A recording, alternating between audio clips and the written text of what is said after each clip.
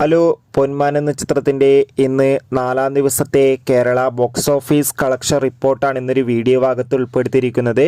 വീഡിയോയിൽ മുൻപ് video like ചെയ്യുക, ചാനൽ സബ്സ്ക്രൈബ് ചെയ്യുക.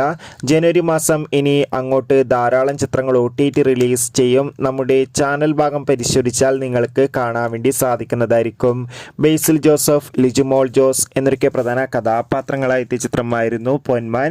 ചിത്രത്തിന് അത്യാവശ്യം മികച്ചൊരു അഭിപ്രായം തന്നെയാണ് 4-ാം ദിവസവും പുറത്തുകൊണ്ടിരിക്കുന്നത്. അതുകൊണ്ട് തന്നെ ഏവരുമേറെ ആകാംക്ഷയുടെ ചിത്രത്തിന്റെ കളക്ഷൻ റിപ്പോർട്ടും അറിയാൻ വേണ്ടി കാത്തിരിക്കുകയാണ്. ചിത്രത്തിന് ഇന്ന് 4-ാം ദിവസമായ ഞായറാഴ്ച കേരളത്തിൽ ആവറേജ് ബുക്കിംഗ് ആണ് നടക്കുന്നത്. ഇന്നും ചിത്രത്തിന് ഏകദേശം 1,05,00,000 അടുത്ത് വരെ കളക്ഷൻ നേടിയെടുക്കാൻ വേണ്ടി സാധിക്കുമെന്നാണ് ട്രാക്കിംഗ് റിപ്പോർട്ടുകൾ സൂചിപ്പിക്കുന്നത്.